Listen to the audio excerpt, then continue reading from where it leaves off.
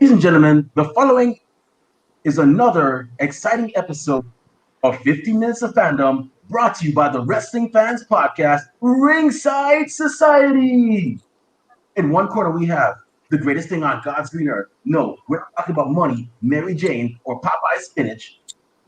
He is the tranquil dart of Ringside Society and Delaware's greatest American hero. It takes two to make a thing go right. He's my base, and you are not. And in the second quarter, we have that ocean crossing, straight up Boston, flight catching, shot glass snatching, always on the go. Catch him if you can. Said his name in Guyana, not they love that, no cap, worldwide star boy, Remy. And once again, everybody, welcome to another episode of 15 Minutes of Fandom. That's right, this is our segment where we actually interview our fellow wrestling fans that enjoy wrestling as much as us. Do not adjust your screens. No, this is not an app. You're actually seeing, that's right. The two gorgeous young women down here are actually twins. Yes, it's not an app. It's not double vision. There's nothing wrong with your eyes. Please do not waste your doctor's time. You're actually seeing identical twins show. But where are my manners?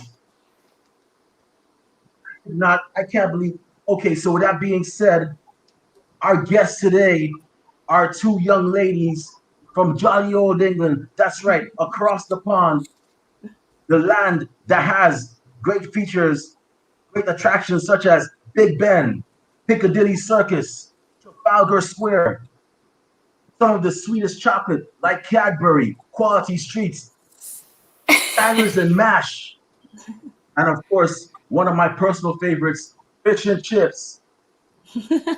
Welcome Good to the old fish show, and chip. Purple Pain and the one-winged angel, Jaxie Scarlet. Yeah. Hi. Hi. Thank you for having us both on here. Yeah, that was so well done. Hey, no problem.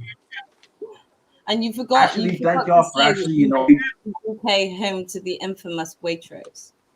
Don't forget that. the infamous. Oh, it's called Waitrose. Waitrose. I didn't get that last. I think we keep cutting out at Waitrose. I'd say I got to go to England one. You should check that out. I got to go to England one of these days, man. I've heard nothing but great things. And you know, so where I grew up, where I was born and raised, is a little country called Guyana, which is in South America. We were once known as British Guiana because we were a British colony, and so we got a lot of like sweets, England, and so on. One of the things that I grew up on was actually Quality Street and Cadbury. I grew up on those chocolates. So I always tell people whenever I go to England, the first thing I do when I get off the plane at Heathrow, I'm looking for the nearest place to get me a big bar of Cadbury fruit and nut and a big jar of Quality Streets. And no, I'm not sharing. That's all for me, Yeah. So Fair. They're usually sold pretty in a lot of places, so you're not going to run out. So don't worry. So are both of you in England or Bath or? So I'm actually based in London, whereas my sister is actually based a few hours away in our home city of Bristol. Bristol. Okay, I've heard of Bristol. Yeah. Getting Awesome. slightly bigger. Yeah, That's right. That's right. Yeah, I have an uncle in London actually, and I've been telling him, I'm like, one of these days I'm gonna make it over there. I was recently, and that was like my ultimate goal city to like Tokyo was my ultimate goal destination, like in terms of where I want to travel. And I was like, I've done it. I got my goal. Where am I gonna go to next? Where am I gonna go to next? And I was like, I'll go to England this time. I've heard a lot of good things about it, so I'll make that my destination. Still but enough about me. My sister's been to Tokyo, so I'm extremely jealous. Oh man. Yeah. It's amazing. Oh, really? I want to go back. Well, I was in Tokyo because I'm in the Navy and I was stationed over there for 3 years. I was in Japan for like 3 years. Wow. I'm still in the Navy, but I was over there, and when I first went to Japan, I was like Tokyo, going to Akihabara, checking out the new Japan Pro Wrestling store, Tokyo Dome, and all those places, and going to Shibuya Crossing. And I was Yeah. curious about Roppongi as well, which Roppongi didn't really live up to the hype that I thought it would. That's just my experience. But then I was like, yeah, Tokyo is cool. But then people were telling me, no, you got to go to Osaka, man. Osaka's where it's at. Osaka. Yeah. I'm like, one weekend I was like, that Osaka's going to be where it's at. I mean, Oscar is from Osaka, and she's just the best. So exactly. Yeah, I went to Osaka. I definitely enjoyed all of it as well. But I also enjoyed Kyoto. Kyoto. Well, I heard Kyoto's nice. There's not much for the nightlife, but in terms of scenery and historic features, it's so beautiful. So I really loved my stay in that part. Yeah, when I went to Osaka for the first time, I left with a smile on my face because there was so much food and partying and all that stuff. So when I went back to my to Sasebo, which is in the Nagasaki prefecture, I was like, man, I don't want to go out. I don't want to go out in this place no more, man. Osaka got more stuff than y'all do, man. Y'all ain't got nothing here. So every break that I got, I was in Osaka. You know, I was in Dotonbori, you know, hanging out, you know, and yeah, it was awesome. It sounds great. Enough about me. So you two young ladies are actually wrestling fans. You're the first ever twin wrestling fans that we've. A matter of fact, first twins ever that we've had on the show. And another crazy thing is, first. you both have never been interviewed. Well, I mean, yeah, I think, you know, we've been fans since we were children. Our dad really kind of got us into the old Attitude Era, you know, back in the 90s. And yeah, wrestlers like Stone Cold Steve Austin, The Rock, I'd say they were kind of ones that were really kind of gripping for us. Awesome. Attitude Era was definitely something. I could imagine, like, y'all were probably like, is that what America's about? Wow.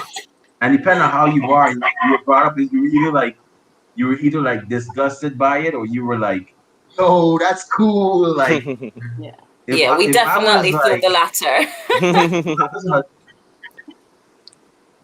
If I was an adult in the Attitude Era, I probably would have enjoyed it. But I was an adult for the Ruthless Aggression Era, and I love that very much. And yeah.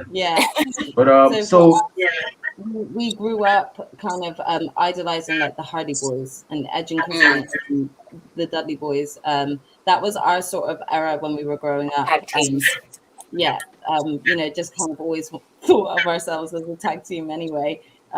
So yeah, it was just really great to kind of see what wrestling was about, really. So awesome. So so we know WWE tours over in England, especially in the 90s. I think they had one pay-per-view where Shawn Michaels won the European title from the British Bulldog, Davey Boy Smith over there. Did y'all, when the WWE toured over there, did y'all ever get a chance to see them live? Yeah, I mean, me and my sister actually were lucky to see them live when we had just turned 18. And they were live in Cardiff, Wales. So we had traveled to Wales, and it was our first sort of trip away as well from home. So for us, it was just super exciting just to do the trip, let alone go to this wrestling event. Yeah, I think some of the most. I think the best part about that show was that we weren't too far from the front. So it was seeing like stars like Triple H, who still was coming out doing his entrance and things like that. It was just, it was such a highlight. It was such an adrenaline rush for both of us. And I loved the other fans. I mean, it really is about the atmosphere there. I admit we were really nervous when we first walked in. We kind of didn't know what to expect, especially because we were a bit older now and we were 18. So we didn't think, we thought it was more of a family. Parents as well, so we Yeah. But I think everybody just got us all hyped because they were all hyped too, and the energy just fed off so well. So everyone just felt like a family at that point. Yeah, wrestling. Whenever I go to shows, like after a while, it feels like an atmosphere, like there's a family atmosphere because depending on the area that you're in, like and like you tend to have that like that closeness. Like I remember when I used to go to like a lot of indie shows in Japan, I'd feel kind of like the same way too. Like not indie shows in Japan. I'm sorry, indie shows in New Jersey. I'd feel that kind of closeness too, and yeah, there's nothing like it. And even when I went to SummerSlam 3 years ago in Brooklyn, I felt it too. Like this is home, this is family, And I mean, I'm not gonna go up and hug some random person, but I mean, yeah, you just felt closeness. Yeah, definitely. But I think this is one So thing did that y'all wrestlers have to remember, especially online as well, because we are fans of WWE content, but we're also fans of AEW content. So I think sometimes a lot of the hostility and the negative side of social media, they just need to remember that we're all one big family. It's all wrestling at some point, and we will love it for one reason or another. There's no need to create that negative hostility that is sometimes portrayed. So I hope that our exactly? presence when we are on Twitter, hopefully it brings a yes, bit of a medium of both. definitely. Yeah, I've always said that that it does. I'm not team WWE. I'm not team AEW. We here are not team A. I mean, and it's not me speaking for Rob and Kathy. They feel the same way too. Like we're not team WWE. We're not team AEW. We're team pro wrestling. So once they put on a good show, that's it. And I always say, once until fans understand that, this is gonna probably keep going on. And I mean, that's like hilarious that you think that some of these fans, and I'm not trying to talk about bad about fans, because let's be honest, they make pro wrestling what it is. They're one of the reasons Of pro course. wrestling is thriving today. But some of these fans, the way they act, you think like, damn, do you work for AEW? Do you work for WWE? Like, do you have stock in these companies? Like, if you have stock, and I'm talking like 10, 20 shares in WWE or AEW, then by all means, go hard. Go hard because their success depends on you getting paid. Yeah. But if you're, I want to know where this is coming from. Like, did Vince McMahon, take your girl or something? Did Tony Khan like skip you for money? Like, I want to know. I'm just curious. Yeah, for sure. But yeah. So not only are you ladies, well, Jaxie, you not only are you a wrestling fan, but you also host. You co-host for O Face Wrestling, Yes. correct? Yes. Awesome. So, Yeah, it's been great. honestly speaking, I'm surprised. I'm sorry. Go ahead.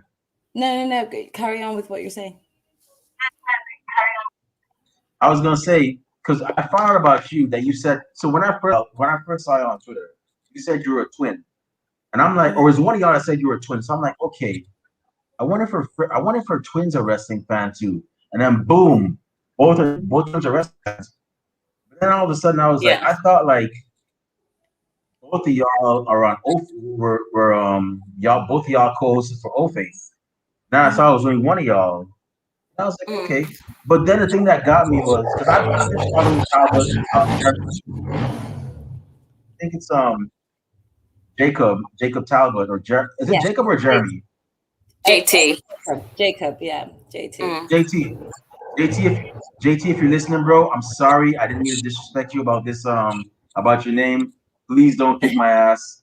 But I'm surprised. I was like, he knows both of you, obviously. And I'm like, he hasn't. And then you guys said on Twitter you've never been interviewed together. So I'm like, you Yeah. gotta be kidding me. You're trying to tell me that JT. No, so this is definitely a big bad on both of our ends, but I think it's more because It's more me. my sister's not very she's not really used to doing things like this. I'm very much more the outspoken one that has experience doing going live before and interviewing before. So she kind of wanted to continue like co-hosting for O-Face, but through social media, through tweeting. Whereas I would kind of want to do a bit more, which is why me and JT were working together, and he wanted to get the UK a little bit more involved, and which is why he's been kind of featuring me, but also trying to reach out to her. And she has forever like just kind of chickened out. I know I'm gonna have to follow through with one for JT now as well. So yeah, it's not a lack of trying from JT's end for sure. He's definitely tried. So we'll definitely have her on O-Face at some point, I'm sure. Yeah, I'm just not. I'm just not podcast savvy. Trust me. Honestly speaking, when I first started, because I've had experience with on and off with podcasts for 8 years. I started in 2013. I wasn't the best at interviewing and so on, but I learned eventually. I mean, I'm still learning, but I'm kind of like that too. And yeah, but I mean, it. Some people got it, some people don't. Like I'm still learning. I mean, Rob over here has it.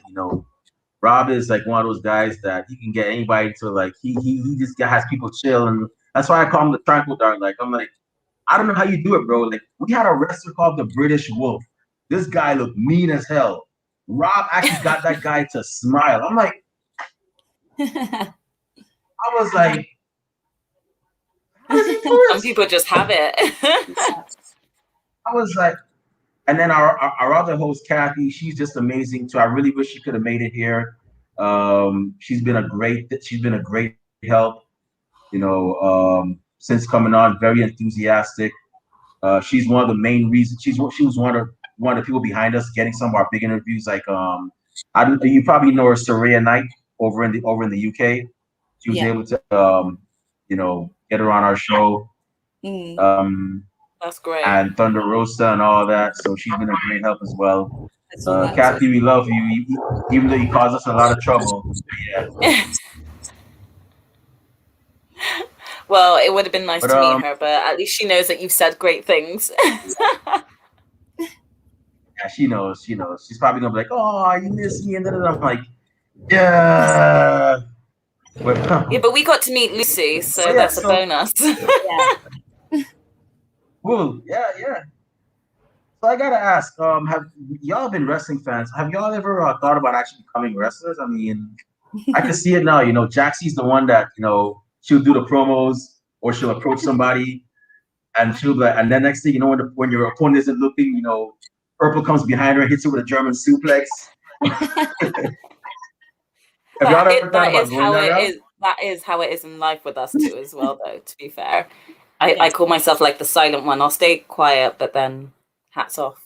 Usually, she's the first one to kind of throw the punches, and then I'm kind of having to jump in and wreak havoc with her. I mean, we've always kind of fantasized about it, being a wrestling fan. Of course, you do. But I think that it's just always been a case of where our paths haven't really taken us both at the same time to that level. Either my sister's been away traveling and I've been studying, or then I've been away traveling and she's studying. So there's never been really a chance for us to really kind of get together and strongly consider that as a career. I'm pretty sure we'd have to do a lot of working out if we were to even consider that. Yeah. Hey, you never know. I mean, shoot. Let me. So funny thing, we've had one guy that was on this show, and he recently graduated from Cody Rhodes' Nightmare Factory, and I was like, bro, I'm proud of you, man, because he started off. I don't know if y'all remembered. There was an episode of AEW Dynamite. There was a guy in a Scooby Doo outfit, and I was like, Yeah, this I guy think is So so. cool. yeah, I And then remember. Was he in the crowd? people were talking about him, and I was like, I'm gonna find this guy, and I found him. I interviewed him. Next thing you know, his brother. I found out his brother was a fan too. So I'm like, okay, well, I'm down to interview the brother as well.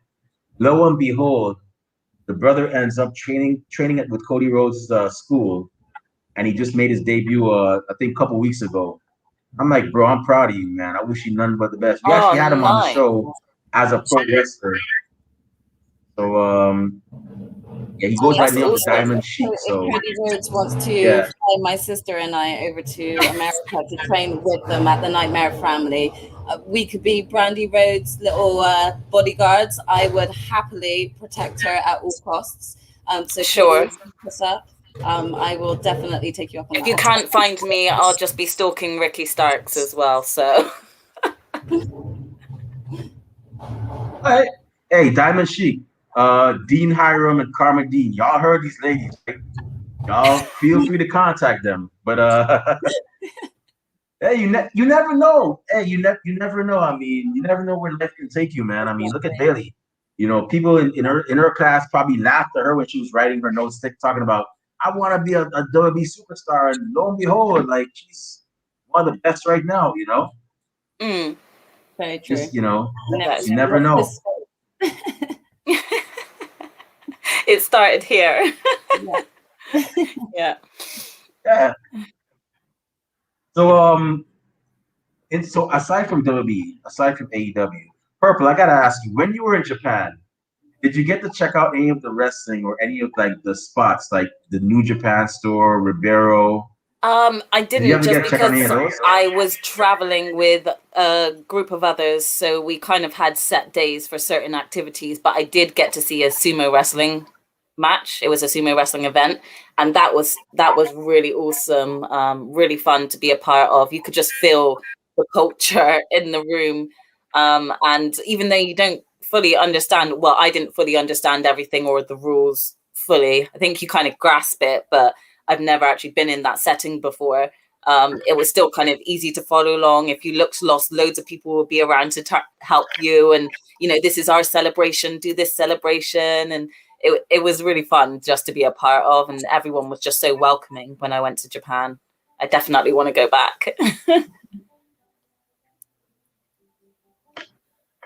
I'll take my Yeah, sister next time. Sounds like Japan was definitely a vibe. For sure. For Yeah, sure. you ladies should definitely.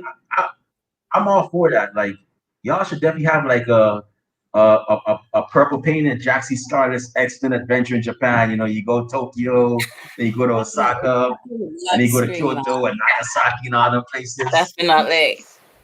For Yeah, sure. I hey, really need to take my sister to no, the Square Enix Cafe. We need to go and see that. And I need to take her to the gaming places I found. Yeah. For sure. I mean, I am the one winged angel, so okay. I have to go and see that. You got to take her to Akibara, and you got to take her to you have to do this. You have to at least Yeah. film. You have to film yourself walking through Shibuya Crossing. There's it's Yeah, we weird, will. like the way like you see like so there's like the way you see like the four pedestrian crosses, and it makes a Mm. square. But like whenever the light hits like walk, they just walk all over. Like they don't care where. Yeah, it doesn't matter Oh man, I where the tell lines you, are going. People will just go in the direction they need. It's insane. I miss. I'd say I miss Japan, man. I'm trying to. I gotta go back. I got a couple of friends over there, so I definitely want to go back for at least one more time. I told my mother, Yeah. I'm like, Mom, if I ever get a high paying job over there, I'm gonna see you on Thanksgiving or Christmas. You're not gonna see me here for Yeah. like a whole year.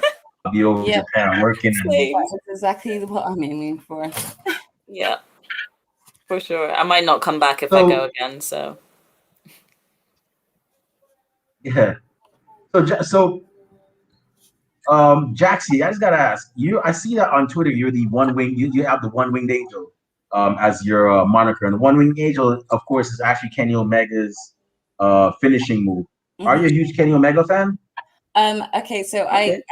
I There you am, but it's not why that both Kenny Omega has that name for his finishing move, or that's the reason why it's my name on Twitter. It's actually in reference to the original Final Fantasy VII game, and the villain Sephiroth, is actually known as the one-winged angel, and both Kenny and Omega and myself have that in common, that we both absolutely love that character. So I was a huge fan of Kenny Omega already, but once I heard his finishing move was called the one-winged angel, I knew if me and him ever meet, we will become the best of friends. So Kenny Omega, please look me up. Wasn't it depressing when he took Eris out? I Don't. spent half the game building her up, and then he took her out, and I was like, "Are you serious?" It's wounding. We played that to try and save her until we realized that you can't. Yeah, that you can't save her. And I'm asking why I can't use a Phoenix down. Yeah, to save her. I'm like, come on. My brother got knighted around on that game when we were kids. I was like, "Are you serious?" He was like, "You gotta breathe some chocobos," and I was like, "I'm good. I ain't got time for all that." When people talk about like the level of hurt they feel when Scar betrayed Mufasa, it's exactly the same as how gamers feel when Sephiroth did what he did to Aerith. It's the same betrayal. With him for that traumatizing moment. I think tears are welling up now thinking about that. My bad, Remy. I think I heard I'm not huge on Final Fantasy VII, but I know about Kate Sith and I think Nanaki's the name of the hybrid lion, and Yuffie and all of them.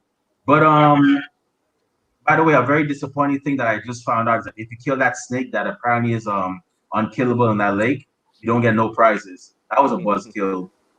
But I mean, you get experience. I mean, let's hope in the new remake that they might actually make that much more of a bigger deal, which I'm sure they will. Yeah. So I also heard that Aerith might not die in this one either. She will live.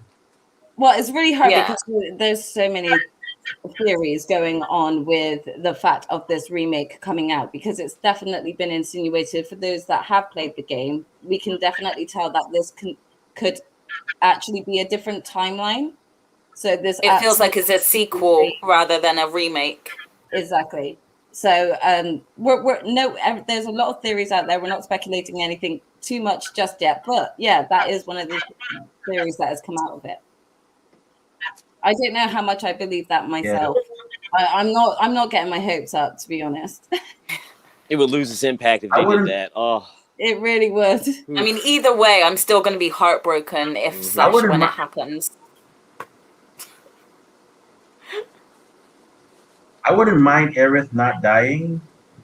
Although I'm anxious to see how if there's going to be a live action or cutscene with Barrett and y'all probably know this guy. The other guy that had a gun for a hand, his hand grafted into a gun. Oh, this is like a shotgun. Yeah. Do you think that's going to be live action? I'm actually not live action, but like a cutscene. I would like to see that. If it's a cutscene, I'd like to see that. That would be awesome. Yeah, I'm sure they will. They'll definitely make a big deal out of that. For real. For sure. I mean, to be honest, you've got to admit, I mean, from my point of view, Barrett in the remake was probably one of the MVP's characters of the remake. He had so much more depth to him. There was a lot more conviction as to why he is part of this group and what he's doing, and he's a lot more in touch with, just similar to Aerith. He's a lot more in touch with the planet. He can feel that cry for help that the planet is screaming, and you can feel that conviction and drive coming from that the character of Barrett to become the leader that he does become. So I'm really excited to see kind of the character development throughout this franchise and see kind of what paths all of the characters take. I mean, I think we can all assume that something different is going to happen because Biggs has survived. So Biggs didn't survive in the original. At the end, obviously, of remake, we saw him in the bed, and he wouldn't be there if he obviously had passed. They would have kind of moved his body somewhere else. They wouldn't have put him in a bed if he didn't survive. So I think we already know that there's going to be some changes already just from that.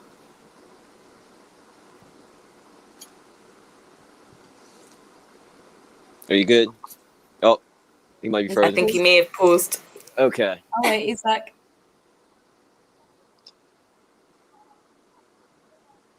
Oh well, if he paused, I'll just keep going or something. It gets right. Yeah, I think he may have paused. I'm. Oh, you okay? Okay. But I'm not a.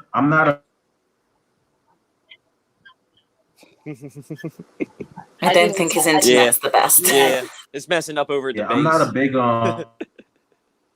I'm not a big gamer. But yeah, you know, not a big gamer.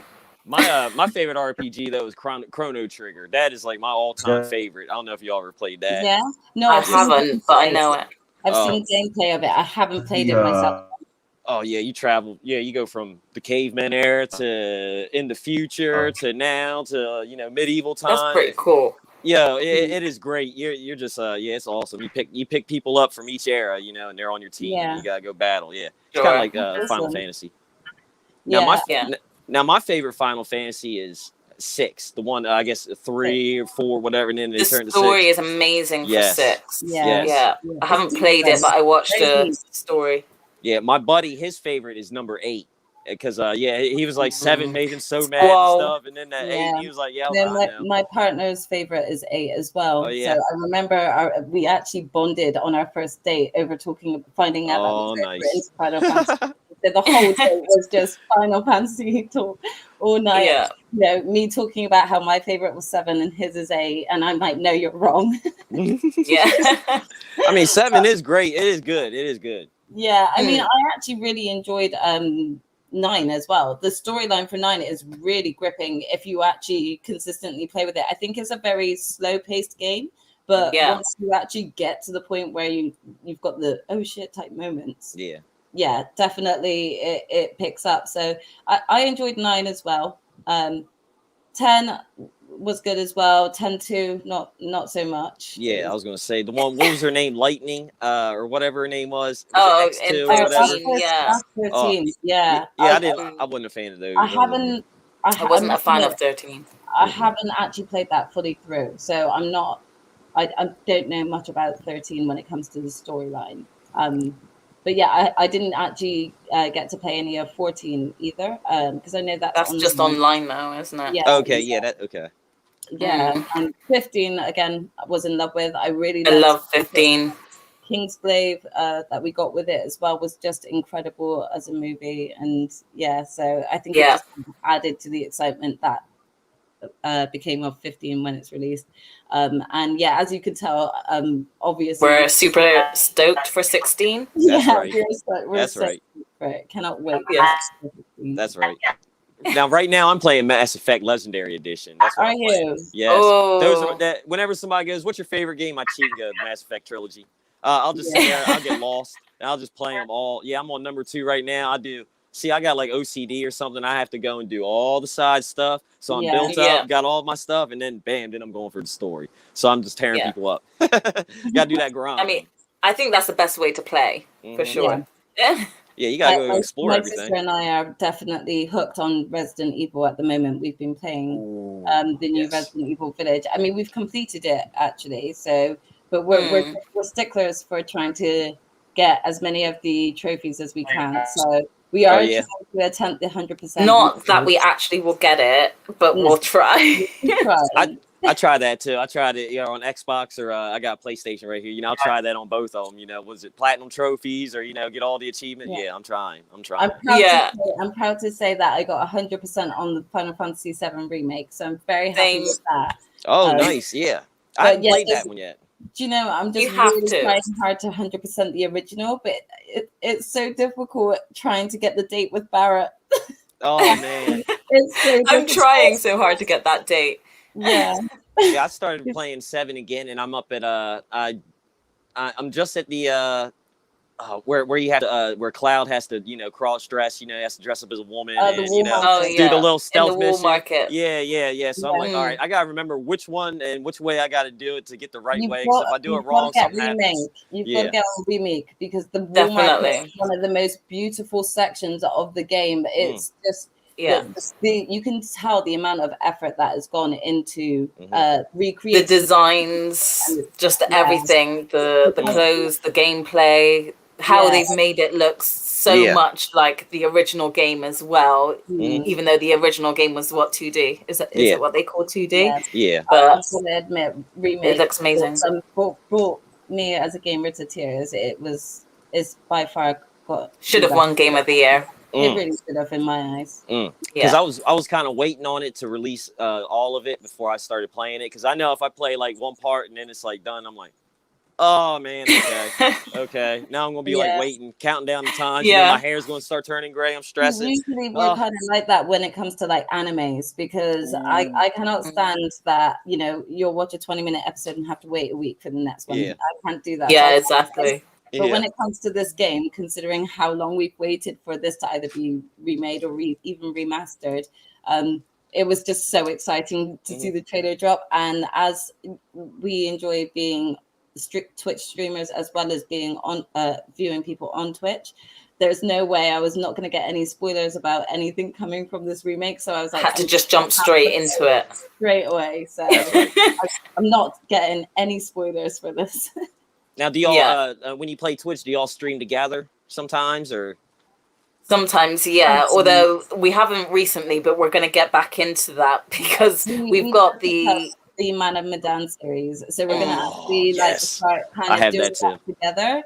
Especially because we're not actually living together or in the same city, so it'd be so fun to actually see what our decisions towards each other would be like. That's right. For sure.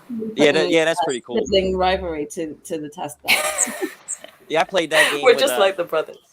Yeah, I played that with a couple of my friends. We sat there around the TV and it was like we passed the controller back and forth, and you pick, you play certain people as it's like, so is this right? Like, you pick whatever you want is whatever you want. And they make a choice and you're like, what did you choose that for? I'll mess with them. Be like, don't choose that. You said it. No, I'm messing with you. Exactly. I think a lot of people will probably be quite entertained with. It's but like that. We do need to stream together more because we do get told that we should be, because we stream sometimes separately but at the same time, and sometimes we get told, oh, we wish we could watch you both. So that's right.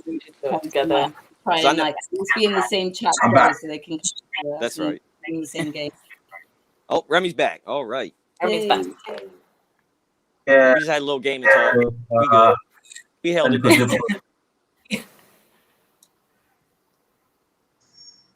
But yeah, Can he hear? Well, I gotta ask. So y'all watch WWE? You watch AEW? Are there any other promotions that y'all watch? Yeah, so I watch Impact as well, where I can. We watch NXT UK as and when we can as well. It does depend on timing sometimes. I think we've got quite a lot going on. We've watched a couple of new Japan Pro Wrestling matches as well, especially when it comes to John Moxley. So, but again, I think that's kind of something new that we started to watch a little bit more recently than before.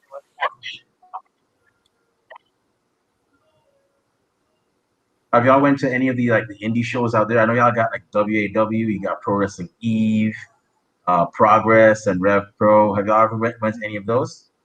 No, we haven't actually. We're hoping to actually attend. I think what was it?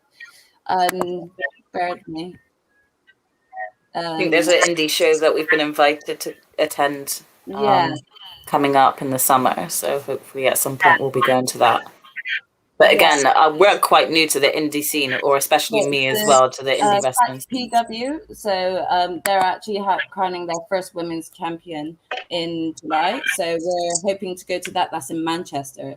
So hopefully, fingers crossed, we can attend that together. Yeah.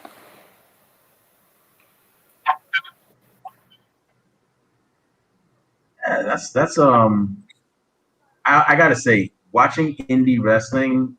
At first, I had because I knew of it, but I didn't really go to my first indie show until almost actually, but yeah, it was 9 years ago that I went to my first one, and I enjoyed it. And I was like, wow, this is what indie shows are like. And actually, I was like, I went to my first WrestleMania. That was my first ever wrestling show that I went to. The vibe was kind of different, but in a good way for both of them. Of course, there was the fandom for WWE. You see all different fans, but for indie wrestling, it was like it just felt like family. You get to meet people.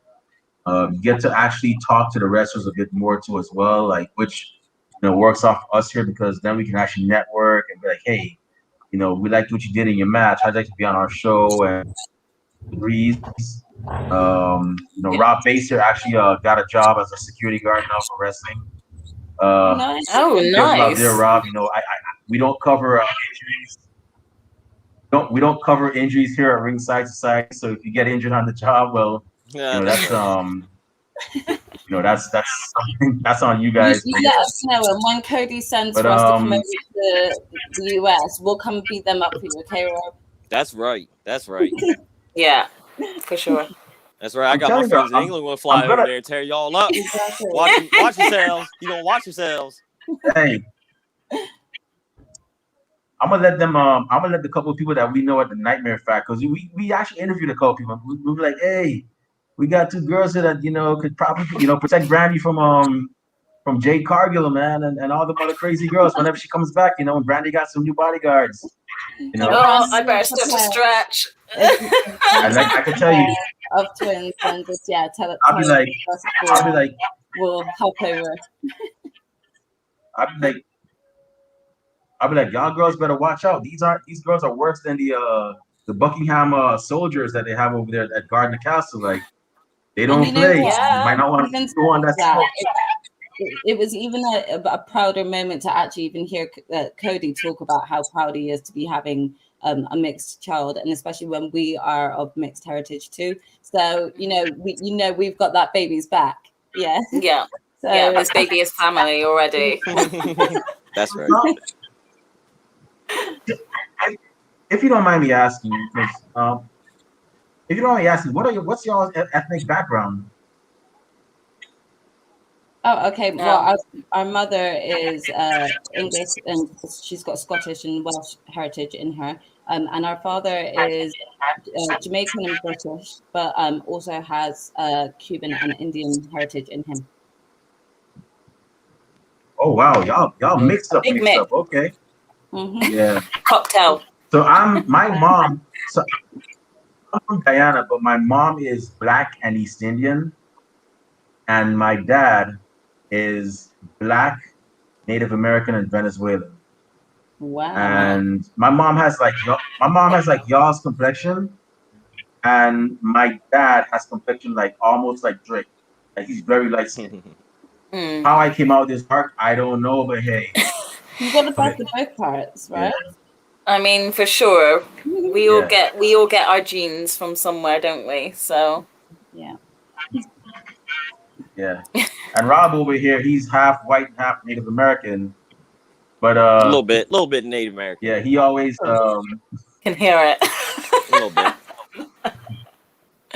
Yeah, he's half white, half a little Native American. But yeah, he's always have y'all ever seen the Boondocks?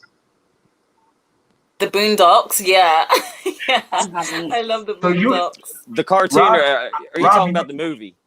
Because there's the movie and the cartoon. I love the cartoon. I was going to say the cartoon I've seen. Yes, it is hilarious. Yeah.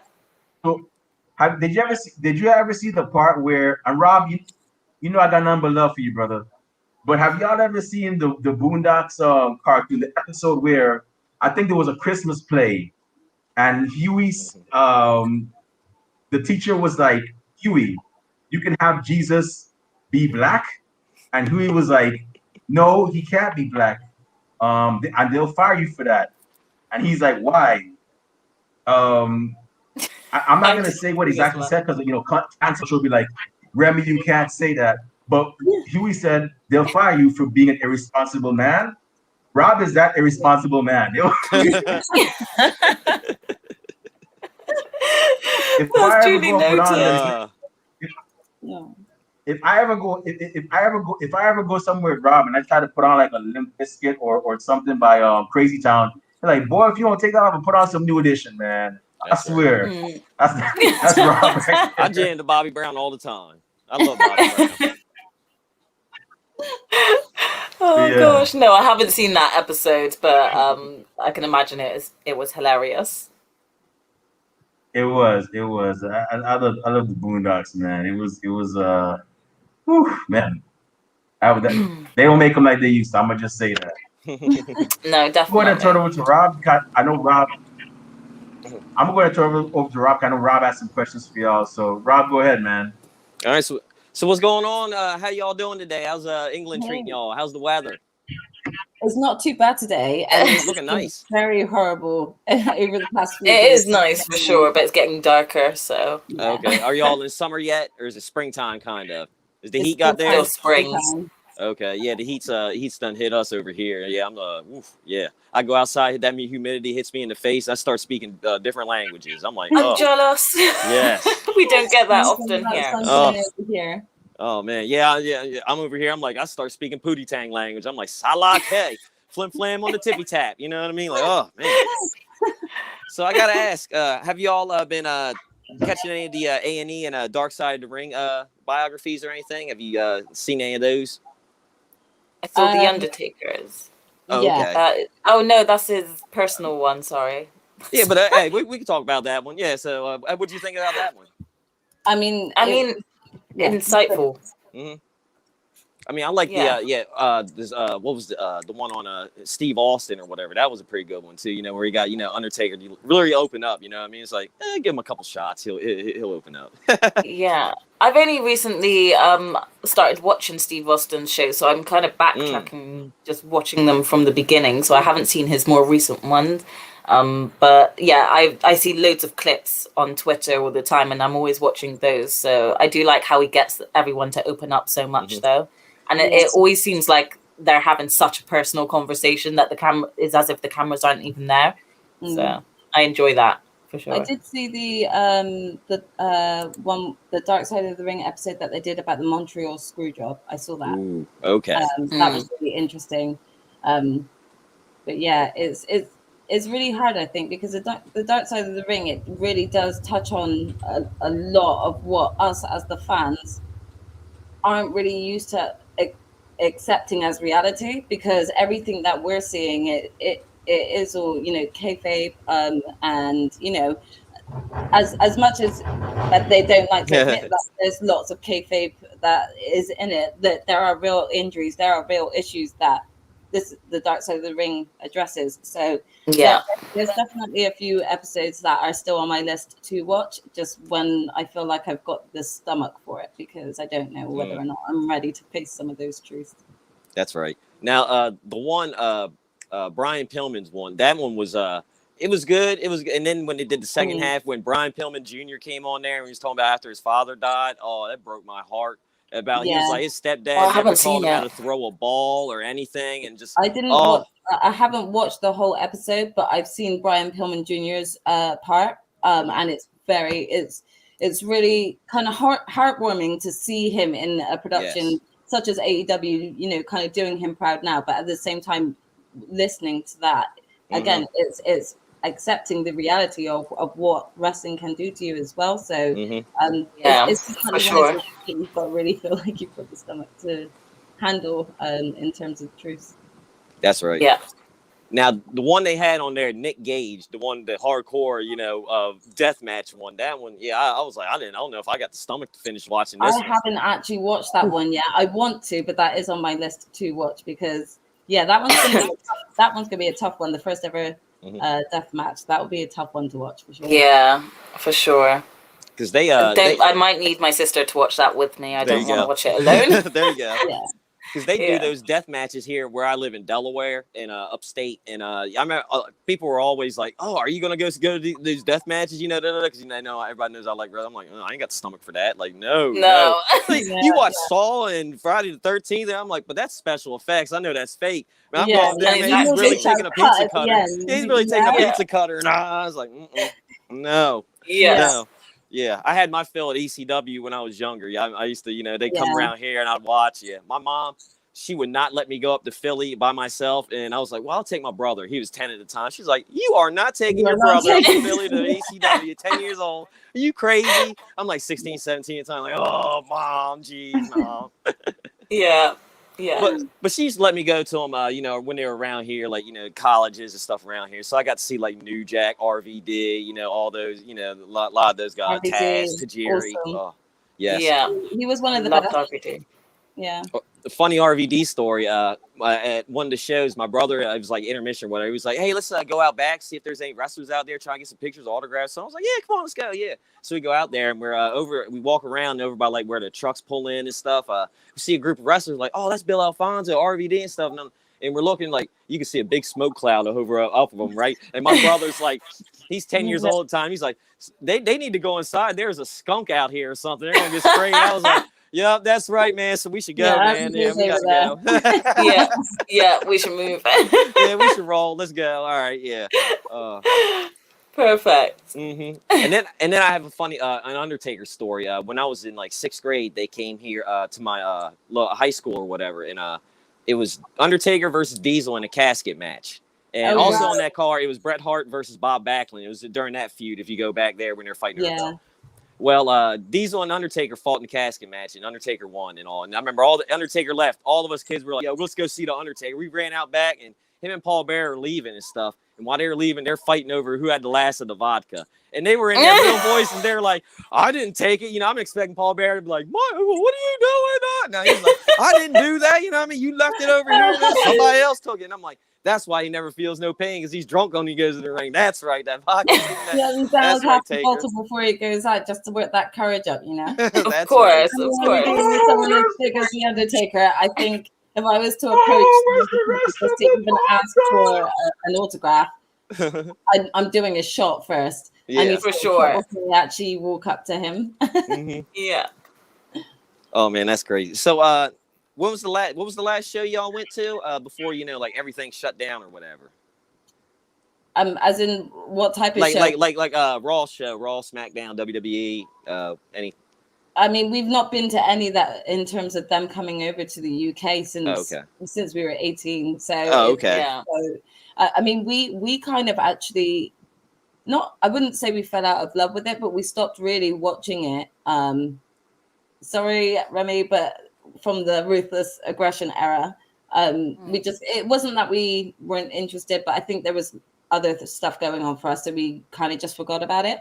And then we actually picked it back up in 2018 when we heard about the first ever 30 female Royal Rumble. And we just knew straight away we need to see what they're going to make of the women's division, really. And I've got to admit, personally for me, I know, sis, you've got someone else in mind, but as soon as I watched that Royal Rumble and I saw Asuka walk out there, she brought back that whole thrilling love of wrestling for me again, and she's been my number one wrestler ever since. I knew she was going to win it. I said she's going to be the winner, and she came out on top. And I've been her number one fan since. For sure. I mean, I kind of just got sucked into Sasha Banks as soon as I saw her come out with the purple hair. Purple was my color, and as soon as I saw her, I was like, "That is me." That's right. So I was like, I think that would be the type of person I would be if I was a wrestler anyway. So I kind of just resonated with Sasha, I think, and from there, I just was already, she's my number one. So that's how it went. Yeah, that's pretty good. Yeah, I like both of those. Yeah, Asuka tears it up. Yeah, and then they all tear it up. Oh man, for sure. Who would I have to pick? Who do I like? I mean, I can't go wrong with Asuka or something. You know what I mean? Yeah, Asuka. Yeah, she's real good. I like Naomi also. Naomi's real good. She's so underrated. Naomi is completely underrated. So underrated and Naomi needs to push again. She's got so much talent, and could be actually helping hold the women's roster down right now with some epic, one-on-one feuds with different women. I'm not putting anything towards Lana. I just mean that in reality, Naomi is strong enough to be a singles wrestler. She's strong enough that she, even on mic as well as personality, she's strong enough to hold a championship. and yet she's not in any form of title picture and is really in the background. And it's really disheartening to see, because out of a lot of the women that we do see in WWE, with no disrespect to them, they're not as athletic and not as entertaining to actually witness in the ring. So I can imagine a lot of people's disappointment that, you know, she has returned, that she returned at Royal Rumble, and again, being underutilized. Yeah, agreed. I mean, she doesn't get utilized enough, and she doesn't get recognized for the talent she actually has. And if they do put her in a match, they have it a 3 minute match, and it's a roll up pin. When we all know that she's got so much in her to give in that match than a 3 minute roll up pin match. So that's the more frustrating side of it, is just watching the great talent just get told, "Oh, you got 3 minutes to do this match." Yeah. I also want to actually say as well, you know, that actually goes beyond just Naomi as well. It's, you know, other female wrestlers that deserve more time in the ring. Shayna Baszler deserves 100 times more. Shayna Baszler should be in those huge matches again. You know, there's so many underutilized female wrestlers. The Riot Squad are so underutilized and should be one of the most dominant. They should be like the tag team champions. Yes. They should have held the titles for a long time. They're like the only situated tag team that was before everything kind of got cut or anything. They deserve to have the titles. I don't see why they haven't done it yet. Riot Squad first joined like the main roster, and the utter dominance that they really created, and you know, it was such a shame to have lost Sarah Logan, and absolutely happy and thrilled for her to have just become a mother as well. But that doesn't mean that Ruby Riott and Liv Morgan has to sit on the back burner. Like, they both have unique qualities in themselves that actually bring the team together to still make it feel quite raw. And I feel like, again, they're just underutilized in a way where they're not really seen as an intimidating threat. They'll just then throw two female wrestlers together and think that looks more intimidating. But to us as fans, or personally myself and my sister, you know, it's all about that relationship that you're building with your partner. So for us, Riot Squad really should be the ones dominating the tag team division right now. Agreed. Now, Monday I was watching, and it made me mad because Nikki Cross finally came back. I love Nikki Cross so much, right? And then they're like reducing her to I can beat her in 2 minutes. And I'm like, are you serious? Is this what Nikki Cross is reduced to? I had to change it. Like, no, you can't disrespect my girl like that. Like, that is messed up. I mean, I've gotten annoyed by that for sure. With Alexa, and they dropped the ball with that, and I think everyone still wants that. Everyone wants Nikki to actually break Alexa out of this facade that she's in. Yeah. Oh yeah, I agree. Now, when we were talking about Naomi real quick, I was just like, can you imagine Naomi, a feud between Naomi and Bianca, or like Rhea Ripley or any of that? Like, God, that would just, oh man. I would love to see Naomi versus Rhea. Oh, that would man. be amazing. Yes, that's put that in main event right now. Speaking of Naomi and Bianca. Speaking of Naomi, I don't mean to interrupt you, Rob. Speaking of Naomi and Bianca, Jaxie and Purple, did y'all catch the Royal Rumble? There was I don't know if a lot of people saw it, but if I gotta feel a lot of people in the black community saw it too. Rob, you probably saw it as well, because I know you're like you're like our adopted brother, so yeah. But in terms of the Royal Rumble, did y'all see the part Naomi and Bianca? Did y'all see that part? Yeah. I know what part you're on about. Yeah, same. When they were hanging out? Yeah. And I was like, I saw that immediately. I'm like, oh snap. People, the average person may have saw, okay, they're fighting and whatnot. But what I saw was two black queens fighting amongst each other. And then they found that camaraderie to actually, be like, hey, you know something? We're better off fighting. We're better off, helping each other out. And then they rose up and got back into the game. Yeah. I saw that as a very iconic and symbolic moment. And that was just wonderful. Like, honestly speaking, if you ask me, I would love to see them as a tag team. win That the was first tag team titles, exciting. become the first ever black female tag team champions in WWE. Because we already have an Impact. I mean, it's Tasha Steelz and Kira Hogan, but I Yeah. wouldn't mind seeing those two in Bianca and Naomi WWE. But go ahead, Rob. Yeah, for sure. I mean, I figured we'd get something similar to that if they had given it to Tamina and Nia, but then they tagged Nia with Shayna. So obviously then they gave those two the titles and then gave Tamina the titles with Natalia. So it would be so nice and refreshing, even if eventually in the future Bianca and Naomi, for example, were to get together and be a tag team. I would totally support that. But I also think that they both would kill it in a singles run, fighting each other as well. I think they would give us the most athletic fight we've I mean, seen from females in a long time. just imagine it if you just actually had it so that you had Roman recruiting Naomi to join the sort of tribal family.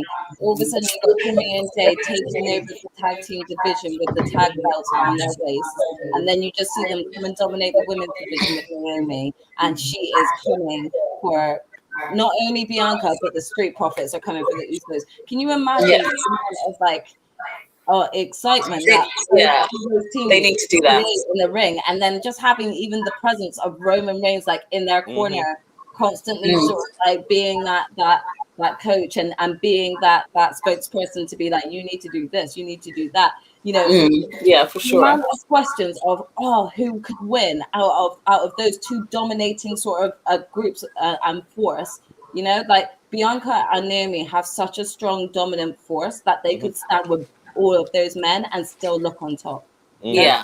For a reason. So I feel like if WWE just allowed them to actually start building that sort of community with the Street Profits and Bianca, bring Naomi over to SmackDown to be with the Usos and Roman, and actually build up all of that storyline, could be just so rich. They're saying it's a family business. Well, they may as well bring like the other family member that is blatantly there into the mix. So it makes sense. They need to give us this.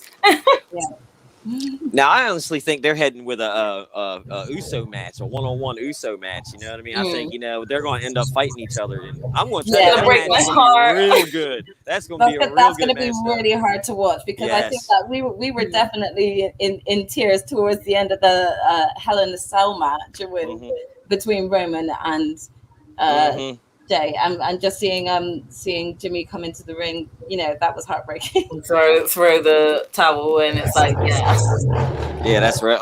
Anything to do with twins, we always put ourselves in their position. Yeah. I believe it. Yeah. Now, it would be cool if they could, Jimmy, get Jay, and they just break away from Roman and just, go on, blah blah blah. But yeah, Roman, he's head of the table right now. You know what I mean? Yeah, you need to follow the head of the table. Yeah. So I will. He's putting food on their plate. He's putting food on their plate and stuff. So he was in what was it? The Rock and Jason Statham movie, Hobbs and Shaw. He was in that. Yeah. Yeah, I mean, he's an actor now. He's putting food on the table. You know what I mean? Exactly. So, he does everything. Now, y'all were mentioning watching anime and stuff a little earlier and all. My buddy last night, we were playing a Friday the 13th game. We were chatting, and he was like, man, you got to check out this anime, Invincible. I don't know if y'all have seen it yet or anything. Or no, it's on my list. It is on my list because it's one that's really well talked about. But when it comes to anime, I'm watching so many at the moment. It's just actually finish one off so that I can pick up a new one. That's the beauty, but also the curse of being an anime fan, is that you're forever in the middle of so many. One just to pick a new one up. Yeah, for sure. That's how my brother is. He's always, I'm like, what are you watching? And he's like, Dragon Ball Z Evolution. I was like, didn't you finish the one season? He's like, no, that was just Dragon Ball Z. And then now I got to get into this. I'm like, oh, okay, my bad. I was like, you're good. I was like, no, that's cool. Yeah, they've got various different ones.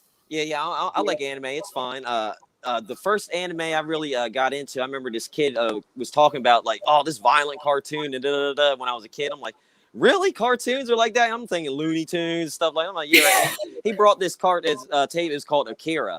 And I'm like, all right. And then and then we were watching on recess, and he puts a, it was a low cassette tape. It's just 80s or whatever, 80s, not early 90s. And we watch it, during recess, and I was like, wow, this is the most awesome thing I've ever seen in my life. Like, this is awesome. Like, where can I get this? And where do I go watch this cartoon? The best anime movie. I don't care yes. what anybody else wants to say out there. It is the best anime it. movie. If anyone ever wants to try to become That's the one with the motorcycle, right?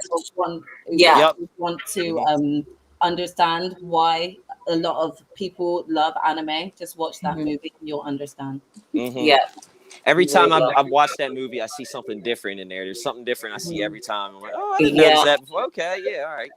Yeah, for sure. And I love the drawings, the original drawings of the animation, the soundtrack of Akira as well. It just gives me goosebumps every time I hear it. I mean, there are loads of animes out there that are going to impress you, wow you, but Akira just ticks every single box for me. And it is one that you kind of need to watch a few times. But I think that's the beauty of it as well, because you just learn more and more about the story as you watch it. This is my favorite movie. I'll talk Akira all day, every day. Oh yeah. I don't blame you. Now, do y'all play the they have for like DS and 3DS? So I got these like, they're not Japanese anime games, they're like Japanese novel games where like you choose your own adventures, called like 999 Zero. Oh Time no, I Dilemma. know those games, but I don't have the only gaming thing I have is a PlayStation. Oh, okay. So I've only got games on there. I think the most like sort of Japanese anime related game that I have on there is Genshin Impact and Persona 5 and Persona 5 Royal and Persona 5 Strikers. I have Persona 4 on my laptop because I've never played a Persona game, and I was like, I've heard they were so good, and the second you said Persona, the music just started going in my head. I love music. Persona 5 is just absolutely incredible. You could listen to it as just a chilled playlist, and it's just great. We do actually listen to a lot of chilled Persona 5 playlists whilst we're gaming sometimes. Yeah, definitely. I mean, I found Persona through Catherine. I had the game Catherine, and I saw that they were the same company. So I just figured, well, if I loved Catherine so much, I need to check out Persona, and I think it was on offer. So I just thought, why not? I need a new game. And as soon as I started playing, I just fell in love with the game. So very obsessed. That's right. Very. I was gonna get Persona 5 for PlayStation, but then I was like, let me look on Steam, and I want to see some stuff. And I seen Persona 4, and it was like 50% off on sale for like $10. I was like, I'm gonna get this, and I'm gonna play it. And I was like, oh yes, I'm so glad. I would have paid full price for this game. Like, there's so much to do. Try to play Persona 5. Play Persona P5 Royal. Okay.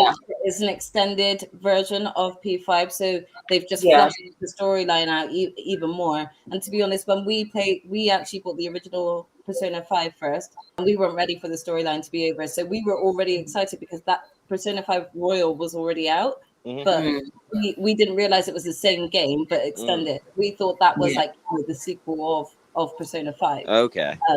But if you want to just kind of play like the whole storyline, I would suggest just getting Persona 5 Royal. Actually play Persona 5 as well. I still really enjoyed that one as well. But yeah, if you want it more flushed out as a storyline, then get Persona 5 Royal. Yeah, Royal is just a bit more refined, I think, and they finished the storyline off a little bit better. So yeah, those games, there's like, if you're somebody who likes side quest and content, they have so much on there. Cause it's like, go spend time with this person. Do you want to go on a date with this person and do this person? I'm like, oh my Lord. Okay. Yeah. Okay. All right, Pop, we're going to go to the circus, or we're going to go to the whatever fair and all with my little sister. Okay. We're good. Yeah. Okay. Yeah. It's like so much stuff to do. Oh, okay. It's like one game that I've been really enjoying and super excited at hearing new news about is the Japanese RPG called Judgment, and they've got they've just announced actually the second game coming out in September, I think, and it's called Lost Judgment, and it's actually about a prosecutor turned detective who basically you play as him taking on his own quests and cases. Because he decides he wants to be the one to investigate and decide who's right, and who's innocent and who's guilty.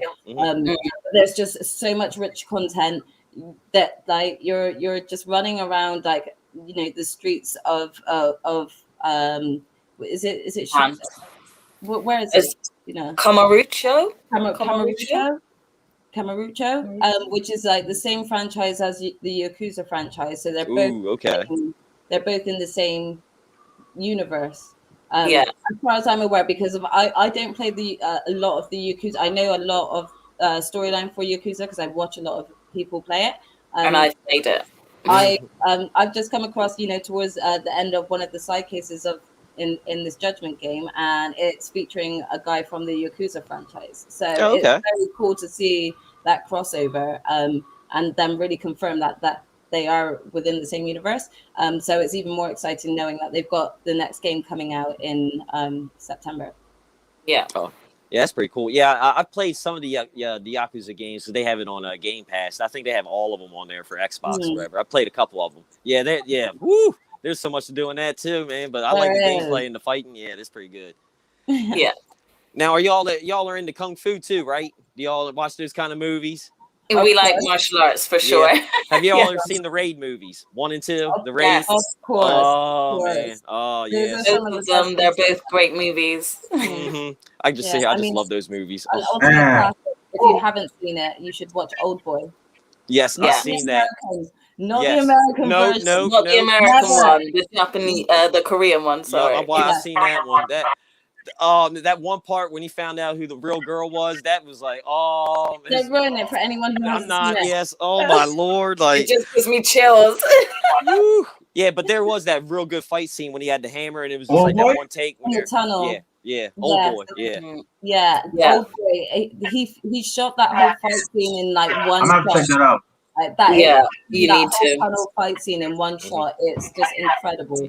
It's an incredible movie. Yeah, because the American version has the guy that played Thanos in it. Yeah, I mean it's hard.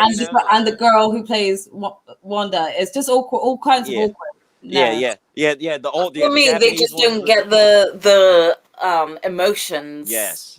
As a watcher, when you're watching it, it's just the emotions that you feel are just insane, and the American version just didn't do that for me. I think they shouldn't left it alone.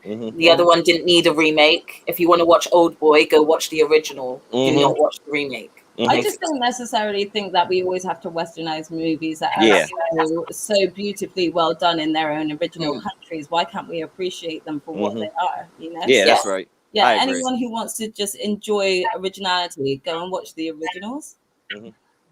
It's like if you like the Hunger Games, go see the movie that came out before, Battle Royale. Thank you, Battle Royale. Great movie. I watched that before Hunger Games. My sister, she got me into the Hunger Games and all, and I was like, this is like Battle Royale. Okay. Yeah, the Hunger Games books were amazing. But when you watch Battle Royale, it's really hard to then kind of watch the Hunger Games because it just kind of feels like a PG version. Yes, it does. Feel that way, like the family-friendly version of Battle Royale. And because I love Battle Royale so much, I just couldn't. I haven't sat through all of the Hunger Game movies. I just can't do it. I'd rather sit and put Battle Royale back on. Yeah. I guess if you're gonna watch the Hunger Games or whatever, go just watch Battle Royale. You know what I mean? You'll love that one. Oh, yes. Oh man. Now, before I pass it on back to Remy, because I'll sit here, we can chat about wrestling, gaming, kung fu movies, all that stuff for like hours and on that, you know what I mean? But I know y'all got stuff to do and all that stuff. So before I pass it on back to Remy, I want to say, thank you all for taking time out of your day, to come on chat with us. We really appreciate it, man. I had a blast chatting with y'all. It was a lot of fun. Hopefully sometime down the line, we get part 2, part 3 going on and all that good stuff. So, yeah, I wish, sure. And I wish nothing but the positive things in y'all's lives for you, your family, and all that good stuff. Oh yeah, no problem. And likewise, back to you. It was so lovely to see you. Thank you again. Same to you, Rob. All right, sweet. Thank you. That we were able to converse with something more than just wrestling gaming. There we go. Yeah, and we loved seeing Lucy. Oh yeah, she left me now. She done go on. She's gone now. She was chewing stuff up, you know what I mean? So I'm like, stop it. For sure. Yeah. Well, ladies, on behalf of myself, Rob Bass, and Kathy Knight, who couldn't be here, thank you very much for actually appearing on our show. We really and truly do appreciate it. We're very grateful. I know you guys, we've been following each other for like probably close to a year now, but we really and truly appreciate y'all, taking time out just to just shoot the breeze about wrestling and other things with us as well too. Hopefully one day we can have y'all back on along with JT, and I think the other host is Belair, who we'll try to have them on here very soon.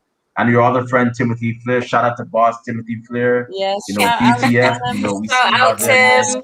Tim. But No, thank yeah, you guys hopefully, for having us. Yeah, thank you. It's been great. It's been no, really fun.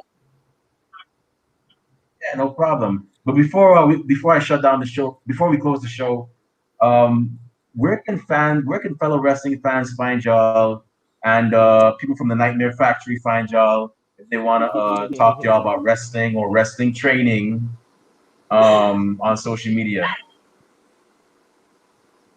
Well, I can be found on Twitter and Twitch as Purple Pain, but I'm also on Instagram as Purple Rain. So either way, you'll see me in the picture.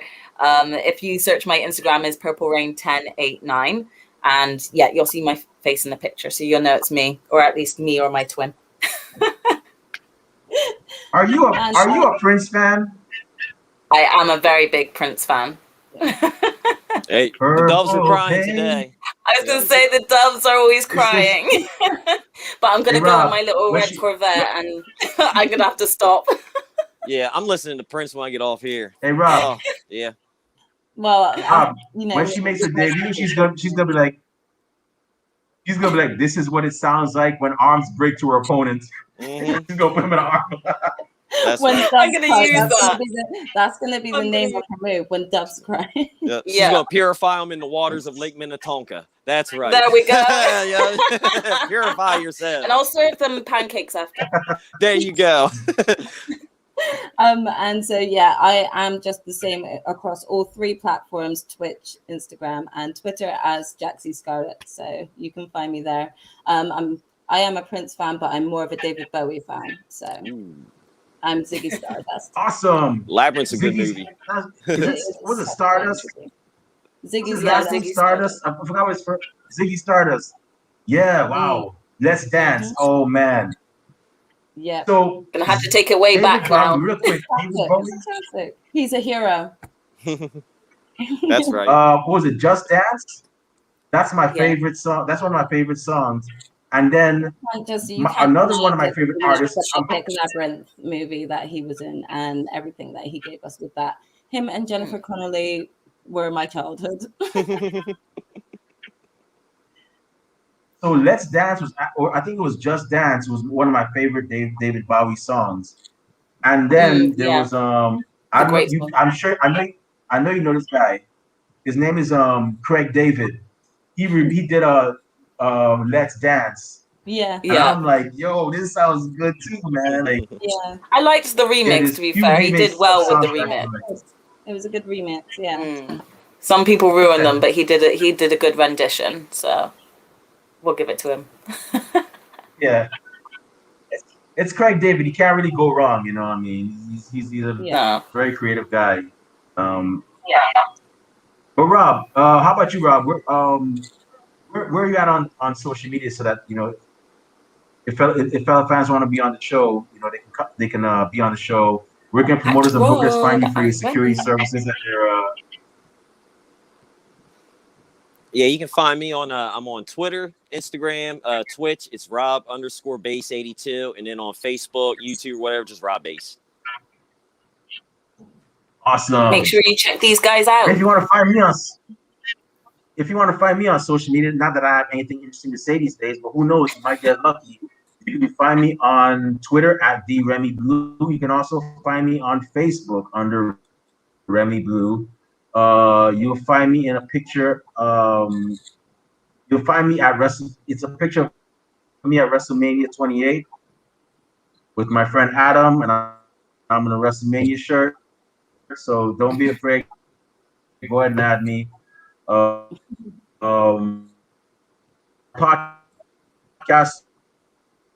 at Ringside Society. Our podcast is also on Instagram at Ringside Society. And our podcast, we also have Hopefully they're a going to hear Facebook it. group. Yes.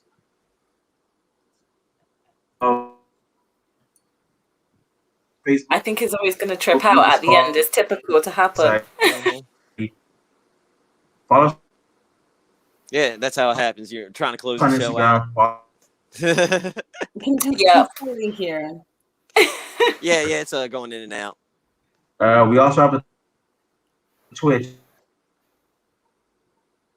Twitch as well. Then he disappeared. All right. Yeah, I know we're on Twitch. Maybe not. Yep, we're on Twitch. We got our Instagram, Ringside Society. We got our Facebook book group, Ringside Society. And all that good stuff. Remy, like he said, the Remy Blue, Twitter, Instagram, all that good stuff. Give everyone a follow, guys. It'd be really nice. Thank you. Oh yeah. We're gonna try and get stuff on there. I think our show is on Twitch right now. It's on Facebook Live right now. I believe. Awesome. Well, thanks for everyone who watched. Oh yeah. Hopefully everybody watched. Had a great time. Got to have an enjoyment. About talking about some wrestling, some gaming, some Japanese anime. Some animes, yeah, for sure.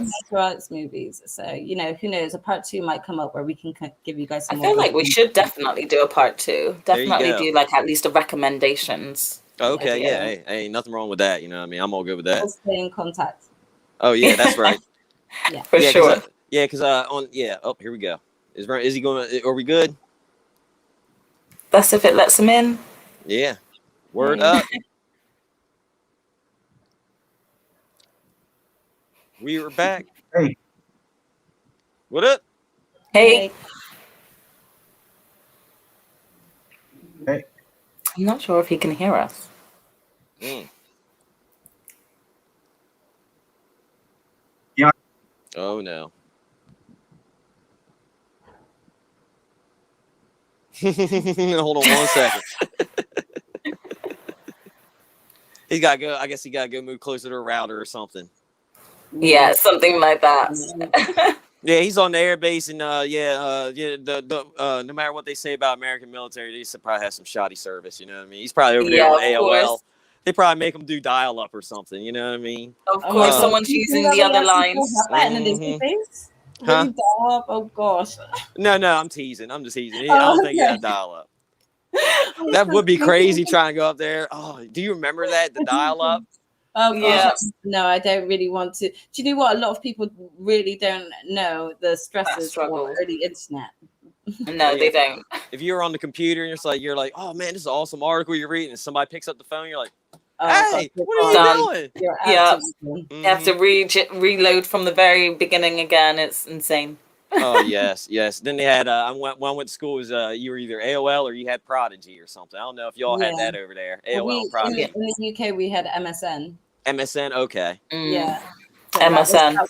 That was our main thing, MSN. For sure. That's right. Yeah, they used to give us we had AOL because they used to send free AOL discs to everybody in the mail and be like, try 15 I remember hours that. free. Yeah, so my mom and dad were like, all right, we just got a computer, let's try it. And then I guess it was on AOL. we were nowhere, we were not allowed No. this computer. No, Definitely that was a no-go because our father is a massive PC gamer, so you don't have his computer. So that's right. we learned that the hard way. I mean, we got allocated half an hour slots to use the computer, and that was it.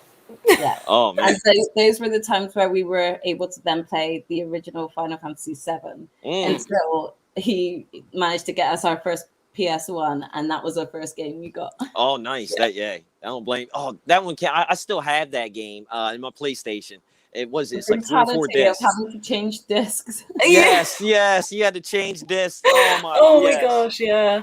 Yeah. And then that's when you knew you accomplished something because you've moved on. You need the next disc. So yes, I need to dig that thing out and see if my memory card works because sometimes it'd be like it's corrupted and all this stuff. Oh, I think it's still that out. was so sad. We'd have to actually ask. I'm pretty sure my mother has probably kept that somewhere. We'll have. Mum said she's got it all in the attic.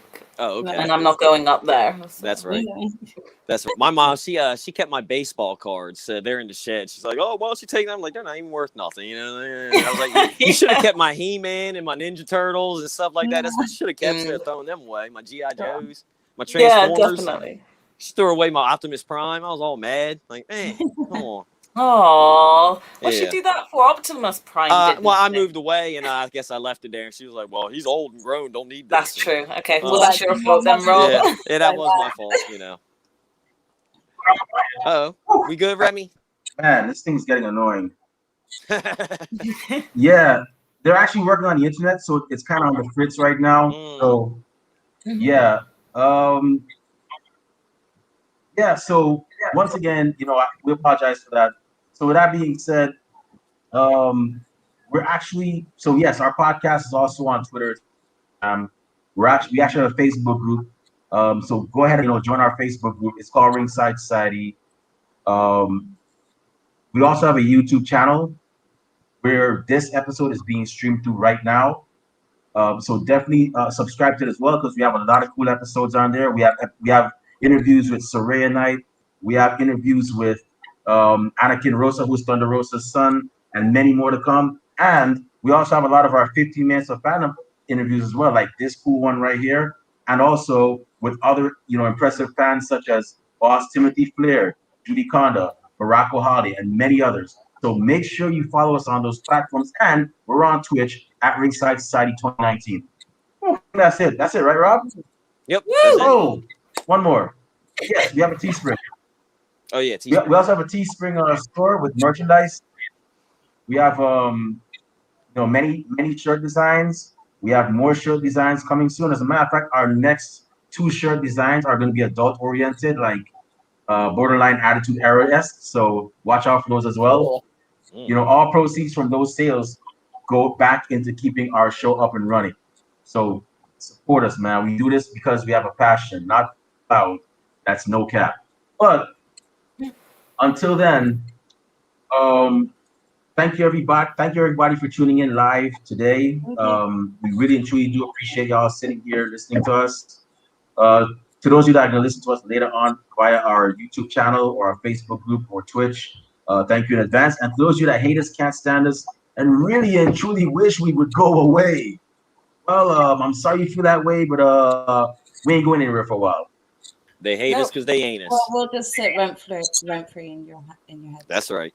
That's right. I'm happy with that. And we ain't stopping. But we here at Ringside Society, we just want everybody to know that we're very well aware that everybody and their grandparents and their parents have a podcast. We're not your grandparents' podcast. We're not your parents' podcast. Come and think about it, Rob, we're not just any podcast. We're not the same. With that being said, Rob Bass, one time for the mind, one time for the people, one time for the wrestling culture, and one time for the gorgeous young ladies sitting in front of us today from jolly old England. What type of podcast are we? We're the Wrestling Fans Podcast. That's right. Yeah. We're the Wrestling Ringside Fans Society, Podcast. baby. That's right. So with that being said, we'll be back tomorrow with another impressive guest. Our guest will be none other than the Rude Dragon from history on our show to tell us his story of him becoming a professional wrestler. But until then, y'all be safe, be healthy, be excellent to each other, and party on, dudes. We out. Peace. Party on, guys. See Thank y'all. you. Good night. Stay classy, Delaware. Bye. Bye.